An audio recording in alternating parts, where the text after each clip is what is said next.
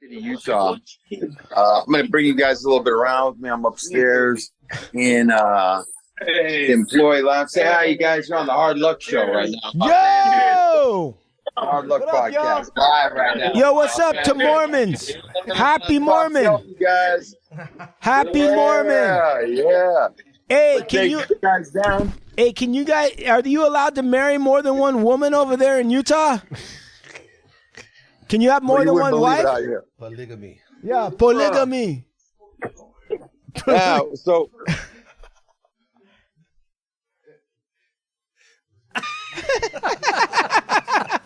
sure. I mean, you guys, I'm talking about, Yeezys, fucking Jordan. Yeah. Every kind of Jordan you could want. Look at those Jordans, huh? Look at that. Dunk. Look at that. I mean, they got it going on over here. Yeah, that's dope. Awesome. Look at that. Look at that. So it's a big sneaker shop. They also do collectible stuff, like behind you. See, like even collectible pieces here, and then decks. Got a whole bunch of decks, and if you see here, got a bunch of cookies we're giving away. Yeah. And then let me take you guys over here. Jeff Hamilton. By the way, this guy's a boss. This is Guapo, you guys. You're on the Hard Luck Show right now. Podcast. Yo. That's Guapo from Top Shelf. Nice. City. He's the best, man. He helped line this whole thing up for us. El Guapo. He's a good man. Right on. Yeah. Yeah. El Guapo. Check it out. So, this Jeff Hamilton's a huge sports license leather jacket guy. Very famous for doing these types of jackets with all the logos on them. Right. Fashion designer Jeff Hamilton, right? Yep. Unbelievable. And if you guys really want to be familiar with the Jeff Hamilton jackets, look at this one and tell me this might look a little familiar. That jacket look familiar, you guys? Yeah, LA Lakers. Is that the Kobe jacket? It's the Kobe jacket. Kobe. Exactly. Yeah. Kobe. So, Black Mamba. Thanks, partner. Thank you, man. All right. Yeah. So we're just here. We're around. It's about 20 degrees. Oh, that's not good. These are the big homies right here. I got security. Yeah. Security. Security. What's up? Hold tight, guys. Now I'm walking out into the. Oh yeah. Almost forgot. Oh, see that beautiful face? That guy. That's the guy running burners on hate right there. Yeah. That's the Ivan Drago of cookies. Yeah. Oh, yeah. Right? Hey, you guys see that's the front of the store. All-Star. Yeah. So we're here. It's about 23 degrees right now. We can see your brand. Steve LaBelle is here with us. Jeff Hamilton. And then I took Christian out here with me, and now you're making it happen. OG Snoop's out there? OG Snoop is out here. Yeah, yes, tell him we said, what's up?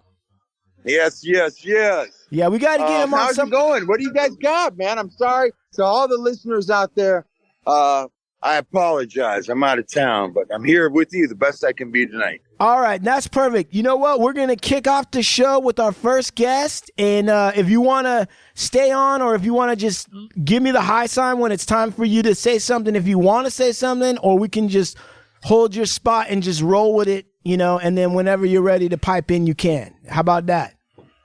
Yes. Hey, can you help the listener figure out when we're going to do a Steve Luciano cigarette cam? I think it would be so cool if we just got you smoking. Yeah, that would be cool. My doctor might not think it's too cool. Yeah, man, but fuck your doctor.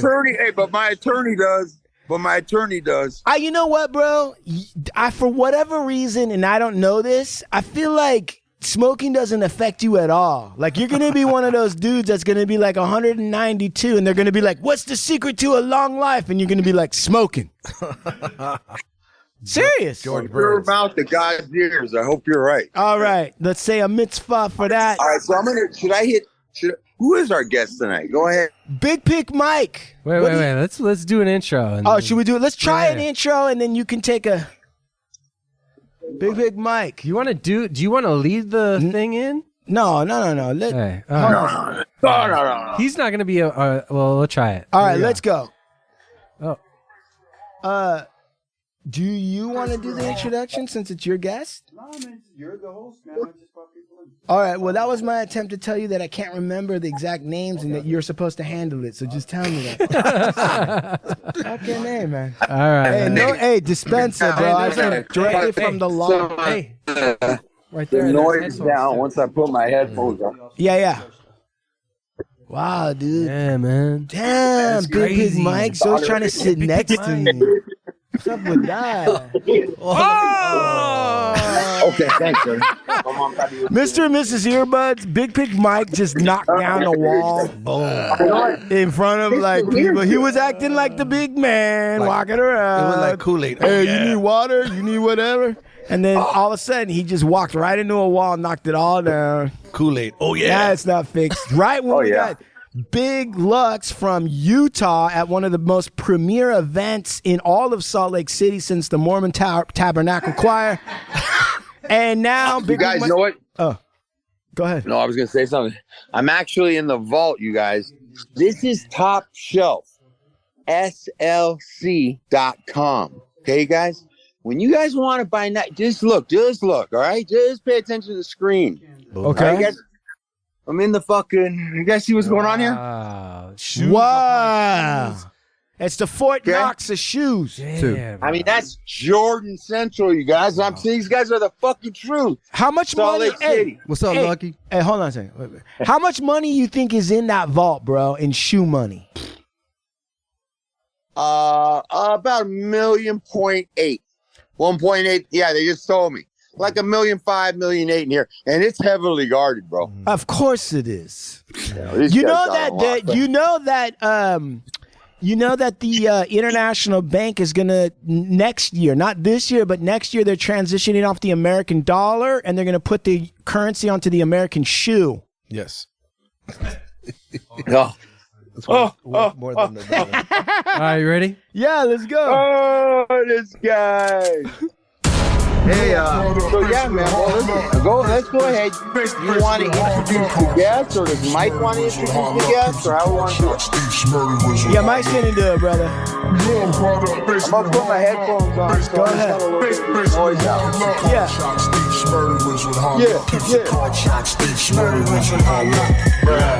Don't let me hold nobody up.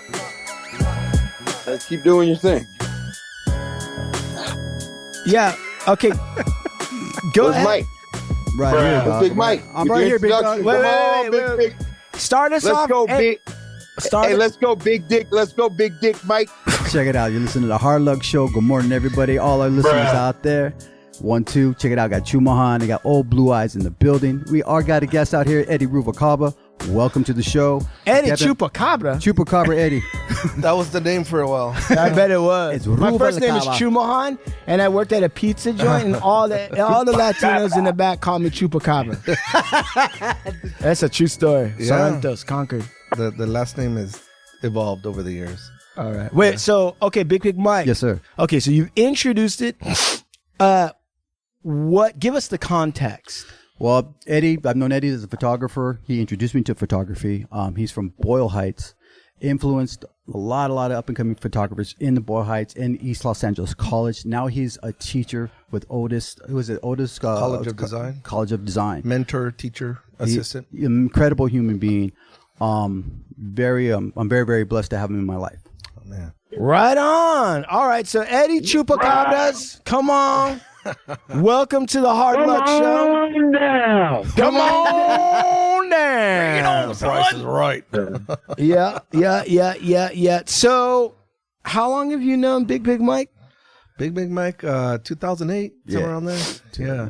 So that's about 15 years. Yeah, that's right already. So, how did you meet? How did you meet Big Mike? So I was seeing this girl, was a friend of Mike's wife's. and Maria.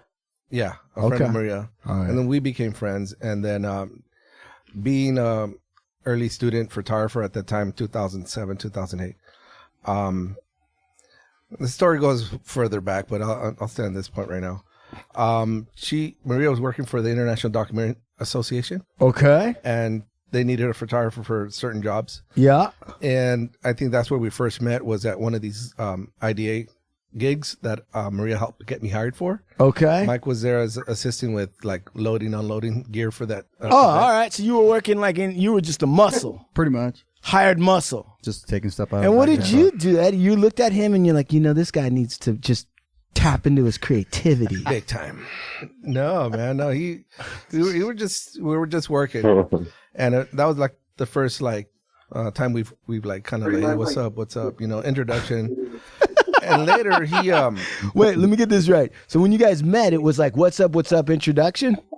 yeah, like, oh, this is my husband, what's up, and then we were just working.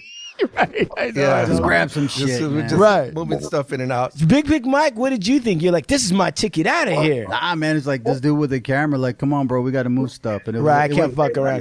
Hey, did Big Mike tell you about, what was it, last night?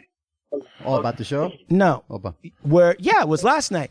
Big Mike said some homeless guy, right, walked up to him and said, hey, I need some money. And Big Mike told him, join the club. Was he like that back then? Hell yeah. Oh, yeah. You were already jaded, Big Mike? Pretty much, yeah. Jaded. What age did you become like jaded and pissed off at rich people? I think at 3, probably like that, something like that. Working around my pops and being around the people I worked with. Right. All right. And what about Estevan Oriol, Eddie? Have you been influenced or anything by Estevan Oriol? World's greatest, right? Present company excluded. World's greatest photographer. Obviously the kingmaker of LA. I've seen his work. A lot of our students, I was going to East LA College, were all influenced and inspired by Esteban, which, it makes great images, beautiful portraits, people, and iconic. So like this guy is cream of the crop, Right. photographer, big time, Right. big time, very influential, and he's in that list of photographers to look at as far as what LA is all about. So for you, right? All right. So for you, so you have a list of photographers where it's like, this is what LA is, right? And then of course, Estevan Oriol has also traveled to like Afghanistan. He's got a lot of pictures internationally, but it's still kind of like that vibe, right? What other, like for you, what other categories of photography are important to you? Portraiture. Portraiture. Yeah, this big time when Diane Arbus. She's known for being a photographer of the freak. What does that mean? Well, Like X-rated? No. Oh. So Farrell Perry, what's his name? The Jane's Addiction lead singer. Perry He had Farrell. What? He had this Perry Perry, Farrell. Lollapalooza, right? And then he had the sideshow. Yeah. The sideshow, he had all these freaks. The freaks of the circus. Like circus freaks. Yes. And So she would take- Diane Arbus was like the first person to take portraits of those kind of people in the 60s. People that nobody would want to look at in society. Well, but they were in the circus because they were curiosities. Yeah, but these are not just people in the circus, people in society in general. So like short people. And What also, are you trying to say, bro? I'm a short guy. Yeah. Yeah, and people like that back in the 60s, LGBT wasn't a big popular thing. People would get bashed in those days. She would go and photograph these What about people like and- Sam White? and she would humanize them. Right. I'm not sure who Sam White is. I'm sorry. That's all right. It's just a guy that's a what do you call it? Like he's an artist today and he's a singer and he's kind of like, I don't know what he is, but he's gender bending by visual anyway. Like he's like kind of a thick dude, but he'd be wearing like a tight dress. Oh, okay. Yeah. You know, but he got like a good voice. I think I know what you're talking about now. Yeah. Guys, he Sam did that White, song right? Black and Gold. Yeah. He's in the Sam, what do I keep saying? Sam White. White. Yeah, because I think he's white. That's why I say that. Sam Smith? White, Sam Smith, yeah, hey, you're on Sam the- White, man. That's how we call him on the reservation. Hey, son, white man. How did you get here in that dress? That's a nice dress. I'll get one like that for my grandma. That's Indian. That's Indian for you. Okay, go ahead. So wait, so what do? You take pictures of freaks? No, but Is that how you met Big Pig Diane Mike? Arbus was taking pictures of people that were always like demonized, Right, one leg. shunned, Yeah. and Diabetic foot or something. people didn't want to look at in Right, society. right. You know, and so fast forward to 2016, I'm very fortunate to be hired onto Homeboy Industries as a staff photographer there. Right. And I was volunteering at first. I did like their 5K race that they do annually now, and I was assisting the staff guy that was there at the time. And I knew a couple of people because of prior work relations. Hector Verdugo is the executive associate. Homeboy, that's become the executive associate there at Homeboy Industries. We did wildland firefighting in the mid 90s. And he seen me there, and he's like, "Oh, that's cool, man. Glad you're here." Fabian Deborah, muralist, training Homeboy. Now, also. So hold on a second. Yeah. Let's slow it down for a second. So Sure. what is Homeboy Industries? Right. So Homeboy Industries is I guess you would say the world's largest gang intervention and prevention nonprofit organization, helping people who are formerly incarcerated and drug addicted and gang related Right. I got it. get out of all that hard life and into functioning, productive citizenry, let's say. Okay. Okay. But how do they do that? So they have an 18-month program where it's basically the model has evolved over the last 30 plus years. Founded in 1988 by Father Greg Boyle. How do they do that? It's mental health services. Right. So it's called Homeboy. So what I'm trying to get at, do they sell shit? Are they got a thing? Yeah, they're nonprofit, but they're like a complex nonprofit because they have social enterprises. So like they have the Homegirl Cafe. Okay, so what can you do at the Homegirl Cafe? Can you call the people there Homegirl? Or what do you order? What do they serve? They have a great menu. What do they have? Have you been to Homegirl? It's like a breakfast menu. Got it. Mainly, and some lunch stuff in I there. thought it was like a bakery or something. There is a bakery as well. There's a Homeboy Bakery. Yes, as well. Have you eaten anything after Homeboy Bakery? Yes, I have. What do they bake? I had croissants. The croissants. Oh, croissants. Pardon me. But wait a second. So, and where is the Homeboy Industry set up at? Where is it located at? It's across Chinatown. Right off the Gold Line exit. Off the Gold Line exit. What street is that? It's Alameda and Bruno. Oh, there you go. And Bruno. Yeah. I knew a guy named Bruno. So, wait a second. All right. So, how did you introduce Big Pig Mike to photography? Like, what about I'm looking at him. He's a nice guy, right? Got a little gray in his beard. He's got kind of like a cabbie hat or whatever that is, right? Standing with his hands in his pocket, playing pocket pool. This would be the part of the show where Steve would talk about how he probably cut the holes out of his pockets, right? And then his mom would wash his pants and fold them and be like, "Why don't you have any pockets?"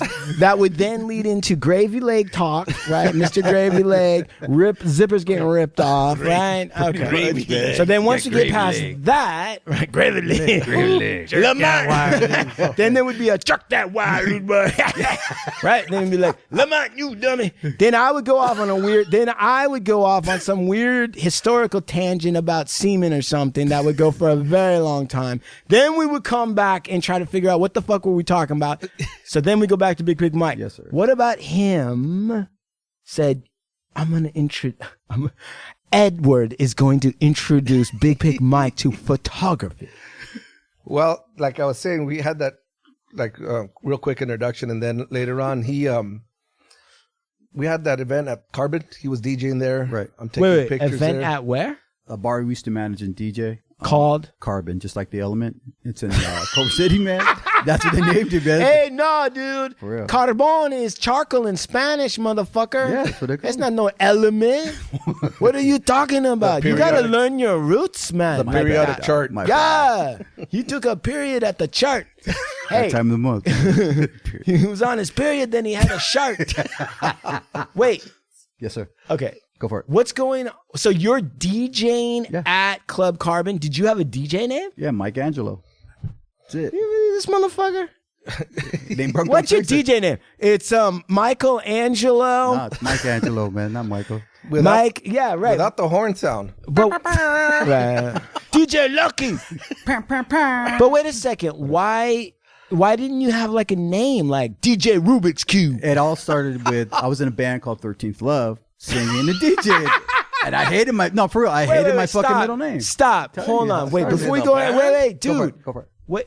You were in a band. Still am. How long? How old is this band? Oh, Like God. 75 years. So it's No, going strong. dumb bullshit. How old is this band? Well, the band I was previously in, I was for like 4 years. Then my cousin died, so no more band. And then I picked up with the drummer recently. And now we got another band called Zach Murdoch and the Ghost. So that's what we're doing. Wait, bro. My question. This is a great. This is. Thank God you're bringing in people that know you because I had no idea. Wait a second. Look. First of all, you said you were in a band called 13th Love. Yes, sir. Okay.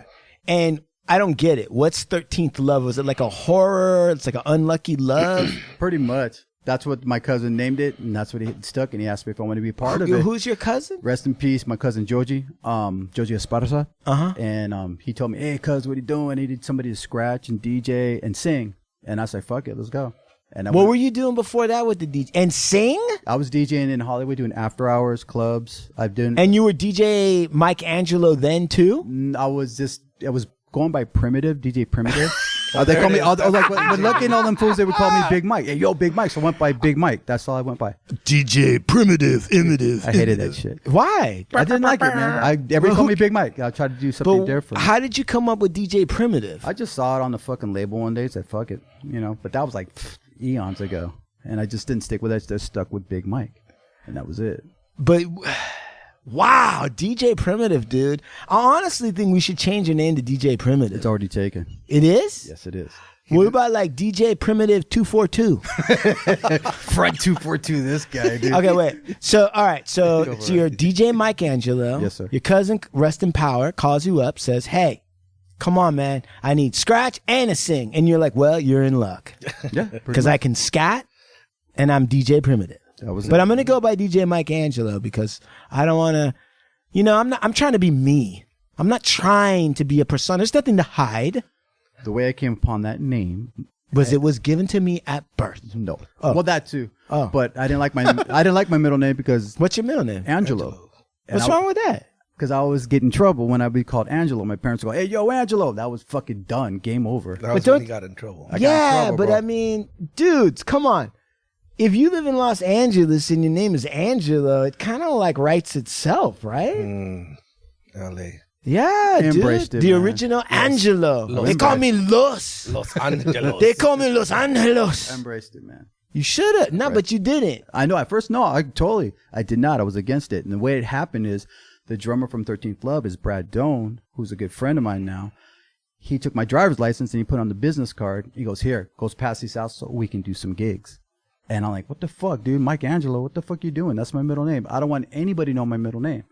And I got pretty heated about it and we got an argument, but then we squashed it and ran with it. And ever since then, it's been Mike Angelo, man. It's like, Wait a minute. Like when you started arguing, what was your point? my point's like, I don't want you to know my fucking middle name. Simple as that. That's Why do you say it with an Italian thing? Because it was my fucking middle name. Because I got Italian blood in me too. Okay, so the Italian comes out and you're like, "Hey, what's the matter? You ain't gonna use? I don't want you to use my motherfucking middle name." Hey, what's a pizza? Hey, you want some lasagna? Wait. I know it's for real. That's what makes it funny. Thanks. Man. But so, and then when you go, "Hey, it's I can't tell." You said something about a driver's license and a business card. Right. So the way Why are you giving people your driver's license and then they give you your business card? Like that didn't make any sense. man, to me. I'm trying to help the listener, Mr. and Mrs. Earbuds. This is what it's like in the mind of DJ Mike Angelo / Primitive. Go ahead. Okay. Well, Brad asked everybody. It's like, "Hey, let me see your licenses. I want to get all your full names." I'm like, "Why?" He goes, "Just do it." So I, went along with it, just fucking did it. Like big dummy. So I stopped cutting up the cocaine on the mirror with my license and I gave it to him. That was stoner, man. Okay. So That's why you gave it over. Yeah, man, here, bro, like that. And turned out He gave it back. He goes, all right, thanks. Came back a day later with these fucking neon green 13 fucking love goddamn cards with all our names on it. Business cards? Business cards. For a band. Yes, sir. What was the idea behind I that? have no idea. Just to network whatever the fuck that was for him. Just not, he goes, here's some business cards. Somebody wants to book the band. And I'm like, okay. And I just fucking had a stack on my fucking dresser drawer. I didn't move them because I ain't going to pass out business cards. I wasn't about that. I was like, What were you about? I was just like, let's go Hey, fucking man. let's do some gigs, man. Fuck I'm it. not about passing out cards, man. I'm about just the fucking art. But I got to thank Brad for doing that because in the long run, it helped me out. Yeah, he gave you a name. Gave me a name. So Right, made you proud of your middle name and your Totally. Italian heritage. Totally. And that's what he told. He told me, he goes, embrace it. And I'm like, first I was very apprehensive about it, but then people started calling me Mike Angelo, and I started digging it because my father named me Michelangelo Arsola, and so that was his favorite artist. And so for my father to give me that, it was a big tug of war with him. Wait, hold on. Man, dude, I could spend 10 years talking to you about this sort of twisted personal history you have. And we haven't even gotten to you learning photography. Right? Like, what the fuck? We haven't even gotten to that. I found out, let me just do a little recast here. I found out that there was, that your father's favorite artist was Michelangelo. Correct. Okay. I found out that your cousin, rest in power, passed away. Right. His name was Brad. What was it? Joe Esparza. Joe Esparza. Who's Brad? Brad Doan is his righteous. Basically, they're brothers. Okay. They're brothers. I found out that you got in a tussle or had a push and pull with your dad about being named after the greatest artist of the medieval times. And then you also almost beefed out or beat down, right? Brad Dome or whatever. Brad Doan. Brad Dome. Yeah. Doan. Brad Doan. Right. Right. You got in his face because he made a business card with your full name on it. Right. And then but before anyone got hurt, you quashed it. Correct. we quashed it, man. It is quashed. Did you get in a fight over the birthday card? The business cards? Did it get to actual pushing each other's Nah, chest? it's just heated words. That's all. It wasn't until we're throwing down with each other. It wasn't that crazy. You didn't say hold me back, bro? Nah, and I was like, what the fuck are you doing, man? Why didn't you fucking tell me we were gonna do that? And it's just like, and then what did he say? He's like, well, no. I'm sorry, DJ Michelangelo, but you didn't tell me not to use your middle name. Fuck no. I told you what I was doing. I'm not a mind reader, man. Mike. No, he goes, don't worry about it. That's all he told me. And the way he said it, I'm like, all right, cool. It's a very underwhelming fight, bro. I really My thought bad. you were going to be pushing each other, at least chest bumping. No, don't like to go to violence necessarily. We have to. But You're right. Nah, Nah, it's man. peace and love, man. That's the Not Rasta all the side of time, you but- smoking weed. Don't act tough now. I'm not tough. I'm far from tough, bro. I don't want to be tough. You don't? Nah, when occasion calls for it, then I have to. Then so be it. But if I'm trying to we cool, we're cool. But But if it gets stupid, then we got to do what we got to do. how much money for you? Why is that? What's up, Sha? This Please. is like, if it gets stupid. We're already at stupid. Is that what you're saying? If it gets stupid, then whatever. Hey, look, man, I'm not trying to be tough or harder, but if it does get stupid, I'm going to have to go Donald Fry on that motherfucker, right? I'm just going to have to be old school UFC. You know what I'm talking about? So, all right. Go ahead. So you're at this club, Carbon. Yeah. Correct. How big is this club? Hold 60 people. You can smell the motherfuckers dancing. Little hole in the wall. Yeah. I love that. All right. So then at Club Carbon, where's this located? It's on 9300 Venice Boulevard in Culver City. Dude, that's kind of, was it uppity back then? No, not it was. I think it was called Sam's something. Sam's Club. It's that thing where the strippers are with the beer. Sam's Opera. Hofbräu. Yeah, Hofbräu. It was like an old dive bar. And basically, the story about that dive bar, it used to be owned by W.C. Fields, and used to be it's fucking trip this. Hey, check it Okay. No, that's Out of the way, boy. No, that's Scarface. That chicken. But he, that was his little play. That was his little bar. Just the quote, the fucking story is supposed to be, That was his hangout when he come from the studios from Sony or from Sony, yeah. What's Sony? Culver City Studios. Columbia. Oh, Sony. Columbia That's Studios. The And you go chill over Japanese there. coming in. They make that rice, man. So that was the spot kid. after. Yeah. You're Get away- bothering me. Get away from Wow, me, me, kid. bother me. I'm tracked and flying. Scram, can't you bother me? No, you can go into that Eugene Robinson easy off of that. Oh, It's two different ones, right? yeah, It's like, man, say, it's a big idea, huh? Coming into Club Carbon, calling yourself an Italian American. What the hell do you know? sir? It's acquaintance for you. But Right. But then W.C. Fields is low key. He's drunk. Man, get away from me, He kid. had his You're own a trick fucking bar. How drunk he was. Right. Okay. So you're at this dingy club. What year are we talking about? To like 99, 2000 ish, like around there. Think This about is where you spent the millennium. I was in a dingy club. it was in sweaty. The ball was about to drop. And it was also New Year's. My balls were about to drop. All right. Go ahead. Then this is where then zippers rip off, and then he's got no pockets because he cut out holes in his body. All right. All right. It's the Mr. and Mrs. Earbuds, you're listening to the Meta Show. Okay. So, and you're over there. And like, what would your set be? Like, are you playing like, what are you doing, dude? Like Rick James? Rare groove, soul, doing dancehall, doing lovers rock, spinning everything but country. That's what we were doing. And like, were you taking like dedications? Fuck no. Don't lie. No, fuck no, dude. Did you get any? Like sometimes I hear about in DJs, like the chicks go back there and suck your dick. And That's like, true. No, I'm asking you. At Club Carbon, what happened? Was there any sex going on? Not my knowledge. Just put it that way, because I was married at the time, so it was cool. I didn't do any of that. But there's stories. Ew, Mr. Legal over here, huh? Well, I cannot confirm or deny because at the time I was legally wed, but I've heard stories. There was a lot of stains on the wall behind me, but I won't Shit. explain. There was DNA all over that place. They called me DJ DNA.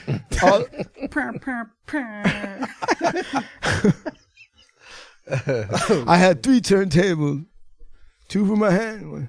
But so wait a minute. Chumahan's gifted, man. He's a 3 turntables. This guy. They call me DJ Michelangelo. I painted the Sistine Chapel, if you know what I mean.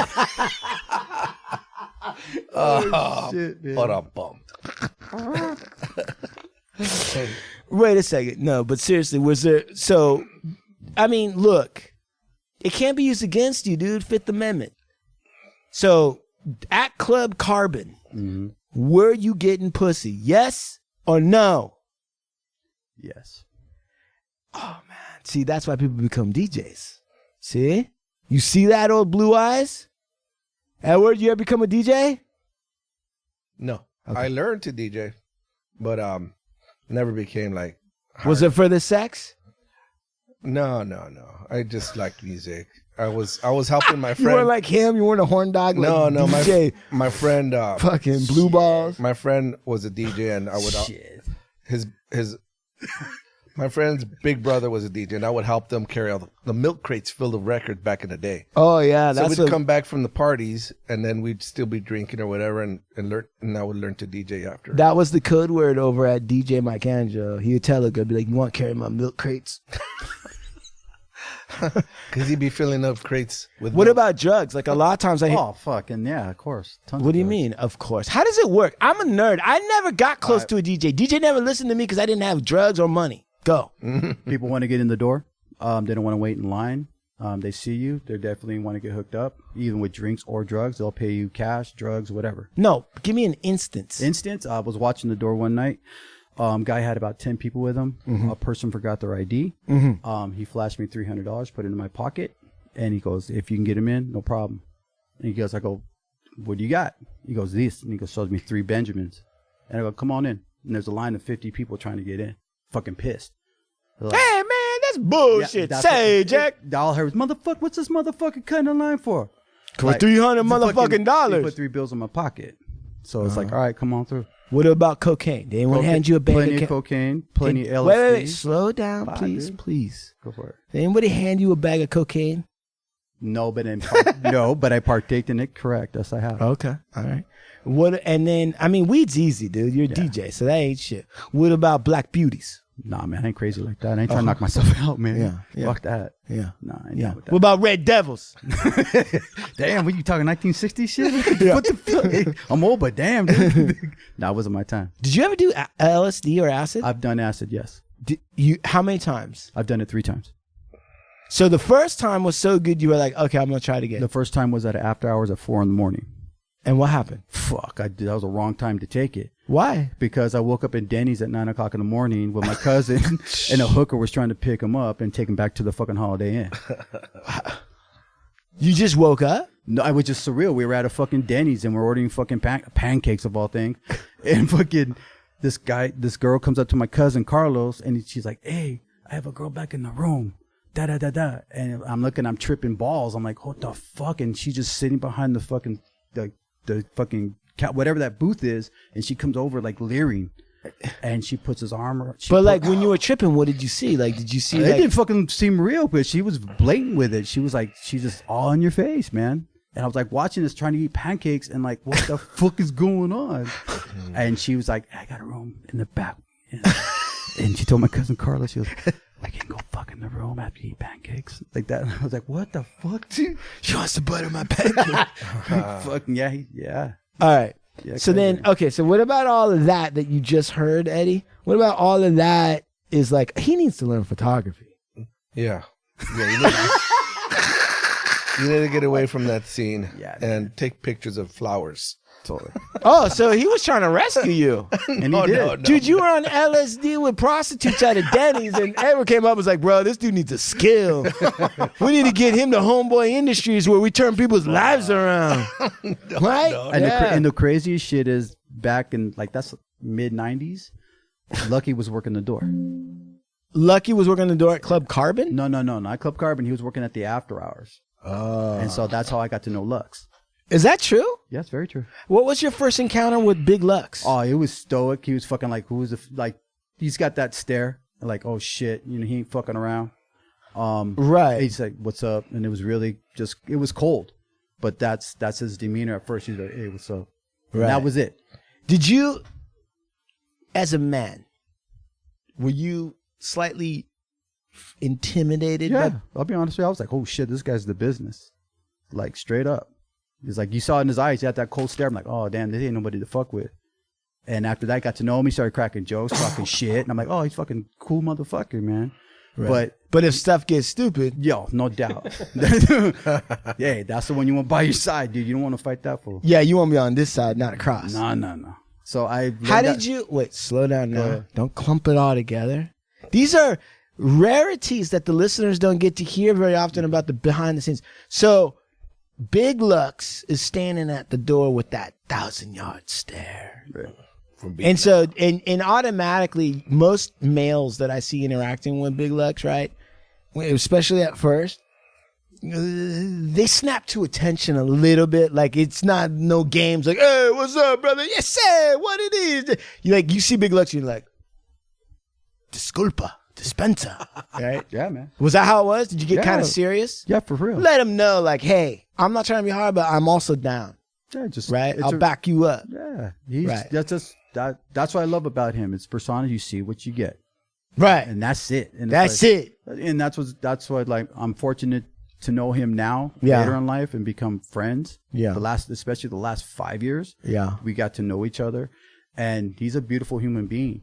But on the inside. Yeah, on the inside. But for one thing, don't try to test that player, man, because he'll real quick remind you. Flip the switch. Yeah, man. Remind. Kill, switch, engage. Mm-hmm. That's right. No doubt. That's right. You don't pull on Superman's cape. Well, it just is more. That has to be more of that in the world, man. Wait, so okay, now, right? Mm-hmm. DJ Michelangelo, Italy's favorite son. For sure. Right. And you meet the stoic. I mean, he's kind of like the Latino Batman, right? Like stoic, Big Lux, right? Right. And he's man in the door at after hours. How do you melt the ice? How do you get into his heart? Like, how do you You know, the first time it's aye, Captain, but somewhere along the way you became a salty sailor of the sea with him. No, it wasn't even like that. It wasn't, man. For the first, part of the 30 years, I was like, hey, what's up? How you been, bro? How you been? Right. And it was just small talk, but not till as of later in our friendship. Right. That we're like, hey, yo, bro, what's happening? And that's when everybody has their ups and downs. Right. You know what I mean? And I've known him from... Been down that rocky road. I know what that's like, and I've experienced that with him. Right. And it's like, what's up with you? Right. What is going the fuck on with you? Right. And that's when it's like, hey, man, let's go. Whatever you need done, let's get it done. Right. And that's because I've known him for so long. He's like, when my cousins, they're all down for each other. And I was the Johnny come lately dude in the group, and I always played the back role. You know what I'm saying? I wasn't like, yeah, it's all yo, Mike. It was nothing like that. I was like, hey, I just said what's up, and they hung out. That was it. Right. And not till later in life that we really got to know each other. He's a fucking bad dude, man. So you go like, hey, Mike Angelo, have you ever seen this before? And you show him a camera. What happened? Yeah, pretty much. He was just coming off of surgery. I don't mean to laugh. True shit, man. Switch. I know. We've heard about his surgery. We've already clowned him for it. But I'm just laughing because you were like, yeah, he was just coming off the surgery. I'm gonna make a sound drop out of that, bro. It just sounds like you're talking about Chuck Berry after he had a heart attack, you know? He found out he couldn't say it. Oh shit! Well, He was from just what I coming gathered, hot off of surgery. Well, he had bandages coming out of his shoe.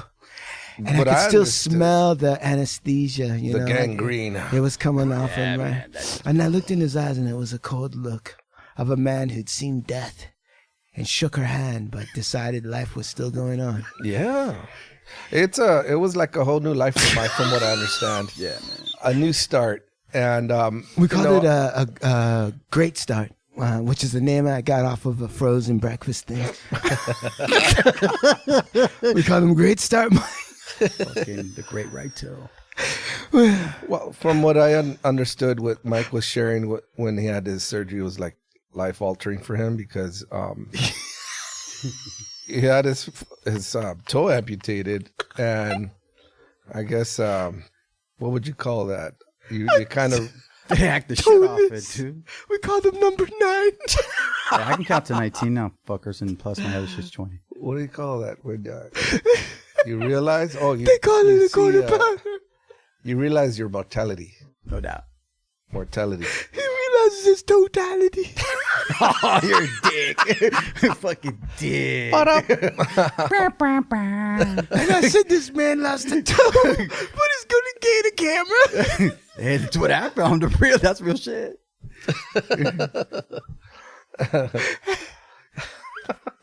I knew you would tell the lie. Oh, fuck. He was coming off a surgery. He'd faced mortality in one. The devil went down to Georgia. I'm sorry, man. The devil went down to fucking devil. This is going to be the greatest show of all time. Yes. About goddamn time. Oh, please show me what. He used to do this magic trick for the children down at the hospital. Hey, fucking dick. Where he would take his toe and make it look like he could take his toe. Oh. And what the kids didn't know was that really was his toe. That is how. And he really, Dude, that's a moneymaker right there. all right, he was fresh. He was fresh off of surgery with a tube of chapstick. And then you said, all right, it's got me life altering. So what happened next? I got tears coming down my... Ed just looked at me and was like, what's wrong with this guy? I got tears coming down my eyes, bro. God bless you. Yeah, shit. That probably... God bless. No, seriously, I haven't laughed like that in a long time. About That goddamn was- time. It was a tough week, man. All right, go ahead. Right. It's hard being rich, man. It's Totally. So talking to his wife, she was telling me how he's going through this really hard time right here. And for some reason, I was like, well, maybe he could get into something else, you know. And we were talking about doing photography, me and his wife, for Mike. Yeah. I think it was hard because my career as a field goal kicker was over. I lost my fucking toe, and it sucks. Ladies and gentlemen, he'll be performing at Club Carbon all night. That shit fucking tip was your whack, waitress. That shit was fucking horrible. Well, yeah, you were telling me that it was. You always put it this was way. very dark for you. I learned how to walk again. Yeah, a lot of new things to learn, I guess. Right? When you are able-bodied, you take your shit for granted, and then when you're lying on your back for say 4 months, and then you got to walk a flight of stairs, which is only 3, and you can't even make the fucking first step because you fall on your fucking face. Did that happen? Fuck yes. And it was mind blowing.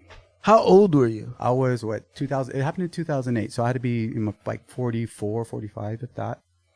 And so, did they put you through like physical therapy? Yes, I did 3 months of physical therapy. Did you have like? Was it like in the movies where you had like a African American male nurse that was like coaching you through it, and you were like, I can't. He's like, God damn it! No, I had Nurse Jet. That's what I had. Who did you have, Nurse Jet? Yeah. So how did that work?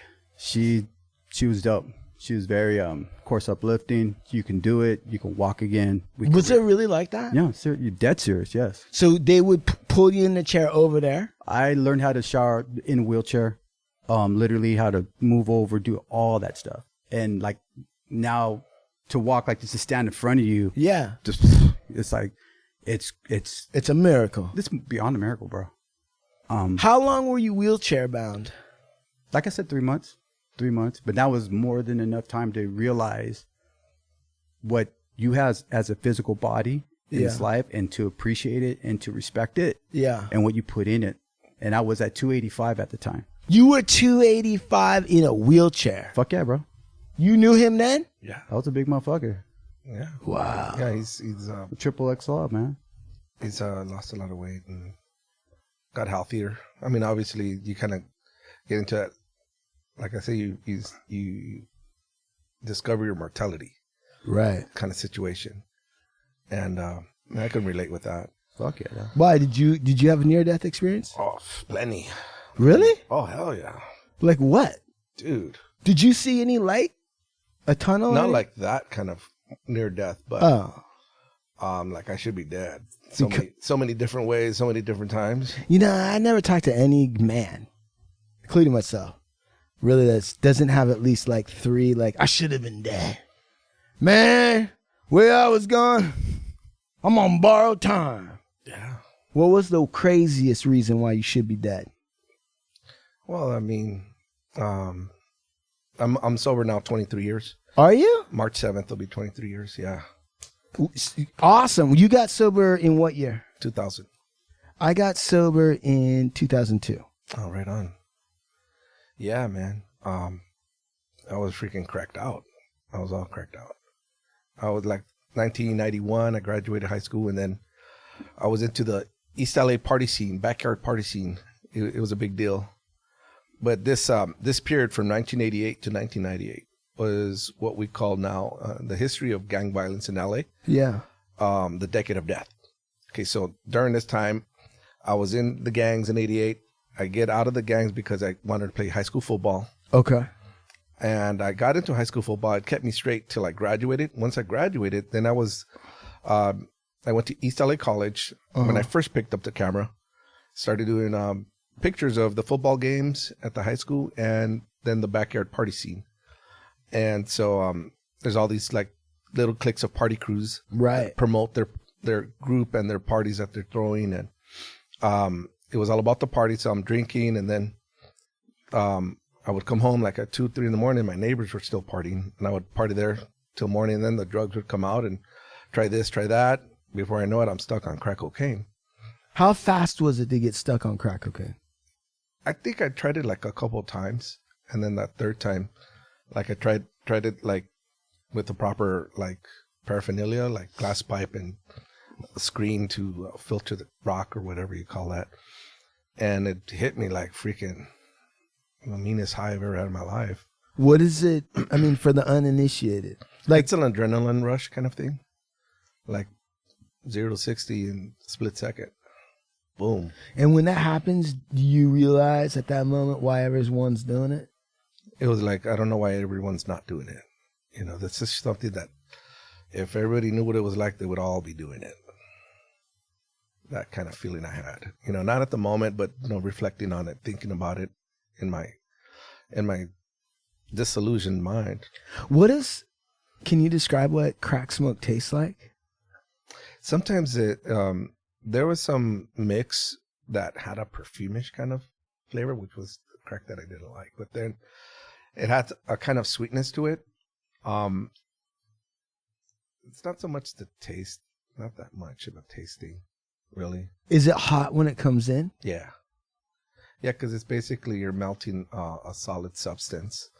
It turns into, you know, vapor, smoke, and when you get the right high is what they would call getting the ringer. What does that mean? It's I guess the part that gets you high, I guess you hear like a sound, like a high pitched beep. That's what they call the ringer. And I think that's the one, the third time when I finally tried, I had that experience. And How long did it last? probably about 10 minutes, maybe 5 to 10 minutes. And what happened And inside? I was like, whoa, this is awesome. It hooked me right there. And for the next 2 years after that, I was like on the hunt every day, basically. When I was, you know, broke, you know, I steal from my own family. Right, of course. Yeah. And if I wasn't, you know, stealing somewhere, it was like I wasn't doing anything to help myself get away from that, anything productive. It was just like on the hunt for it one way or another. Isn't it amazing when a substance gets a hold of you that you really can survive like on nothing to accomplish the real objective? Yeah. I mean, that's like, what would you call that? Survival mode and survival mind, where your only goal in life is to get that high again. And everything you do is to obtain the next high kind of thing. And so your whole focus is that. And, you know, looking back and I think like, damn, as I sobered up, it's like, what the hell did I do? Like that wasn't me. Right. Because I would never do the things I did sober minded, you know? So I seen, you know, just fast forwarding a little bit, I seen how it changed me and it was changing me. It was like, nobody ever knew me to be that way. Right. And, you know, I think after the 21 days kind of thing, where you have more clarity of mind. Yeah. Like I snapped out of it and I realized, what the hell was I doing? You know, and reality hit and it hurt because I hurt my family. And, Right. damn, I would never do that in the right mind.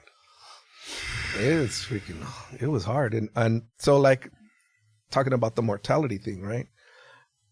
I said, you know, life's a gift, a God-given gift. What the hell am I doing throwing it away with this crap?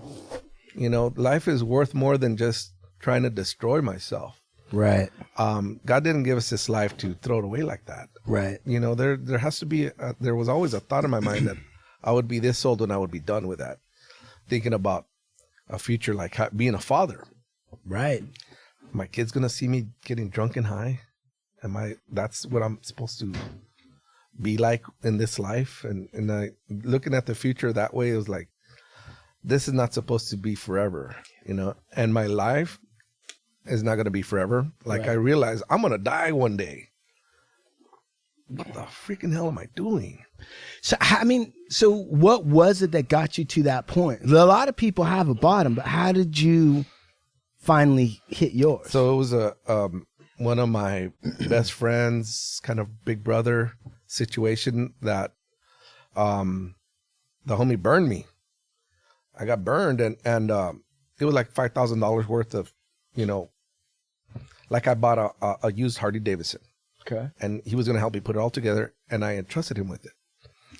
And in the end, he came up with a story that we were supposed to put it in this mechanic shop, but then as I gave him the pink and everything to handle the stuff, he came up with a story that he thought it would be better to take it to another mechanic's place, and that was all a big made-up story. A bunch of baloney. Yeah. So in the end, like I just bit the bullet when I realized it was all a bunch of lies. And he was trying to come up. He was trying to sell me another stolen bike, and you just got to buy a frame for it and do all this, and you can make it legal. He was trying to come up. Right. And it was like, fuck, nah, don't worry about it. You know what? We had a little argument, and I just bit the bullet.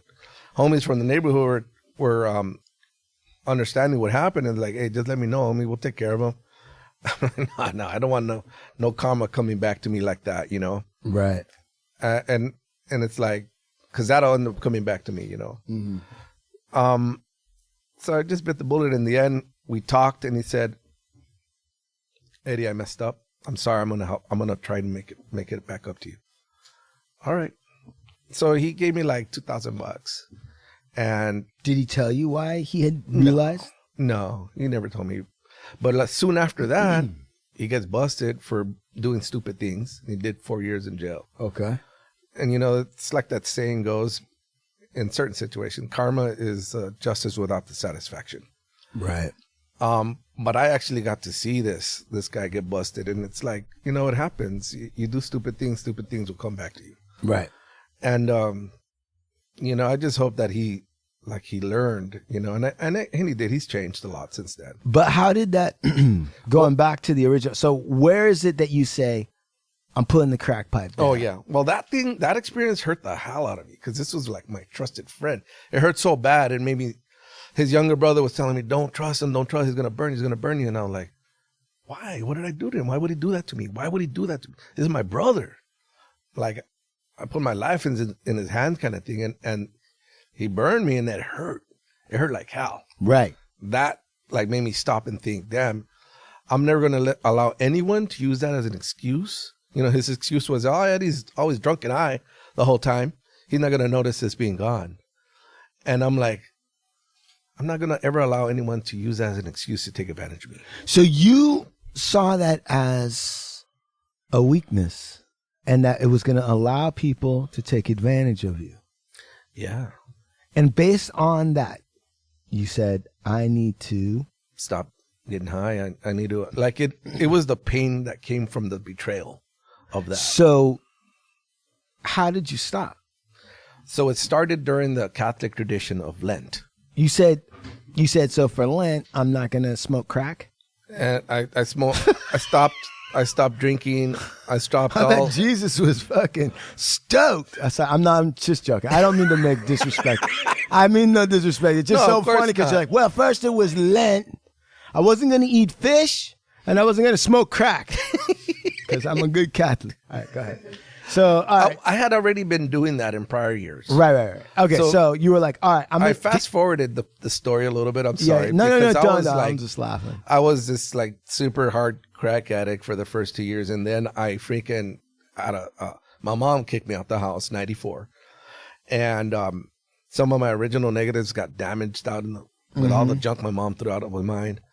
Which you were photographing even back then. I was photographing right after high school, like I was saying. Yeah. I was shooting for a magazine called Street Beat magazine. Street Beat? Street Beat magazine in 1991, 92. What kind of magazine was that, man? So they were taking pictures and documenting the backyard party scene of East LA and Decade of Death.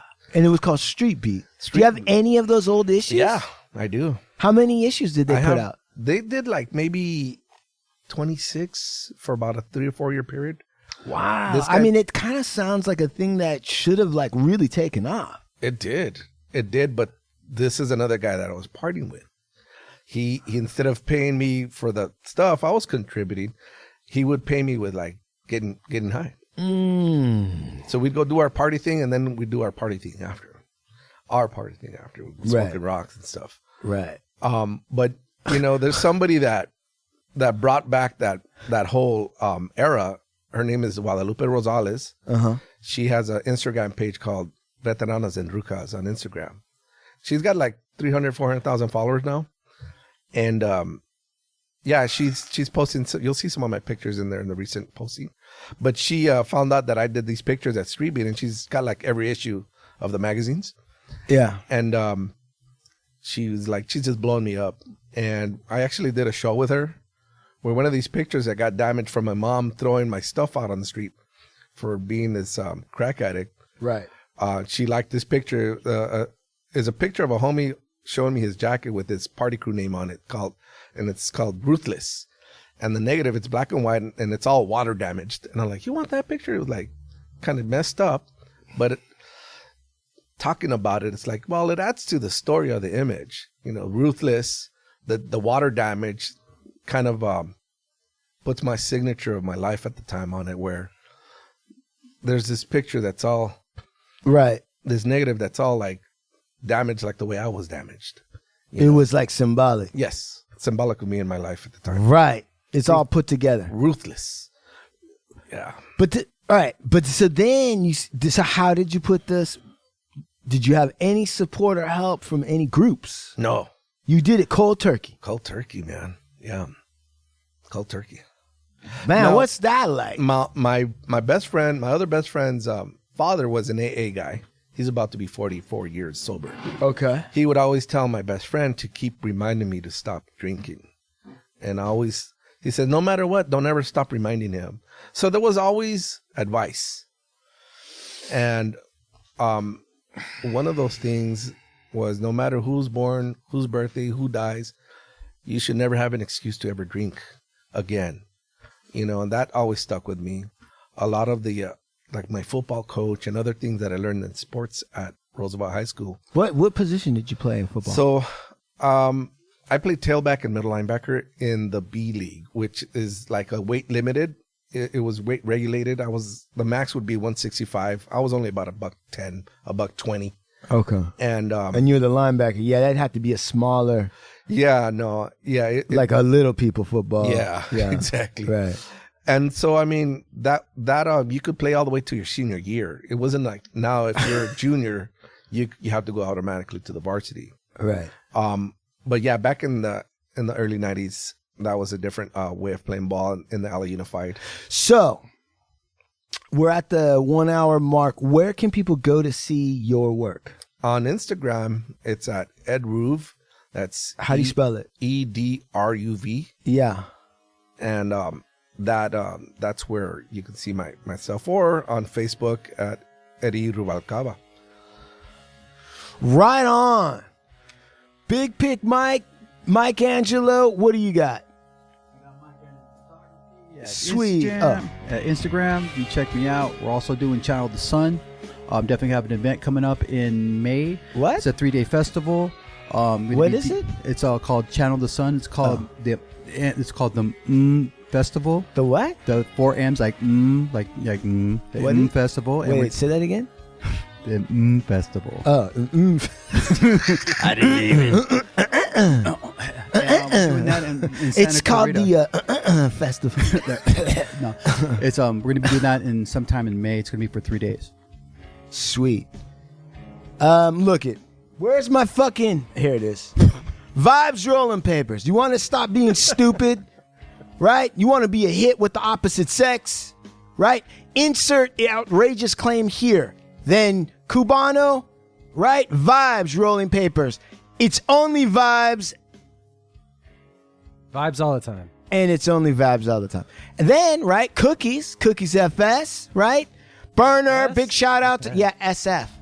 Yeah. There you go. Cookies SF.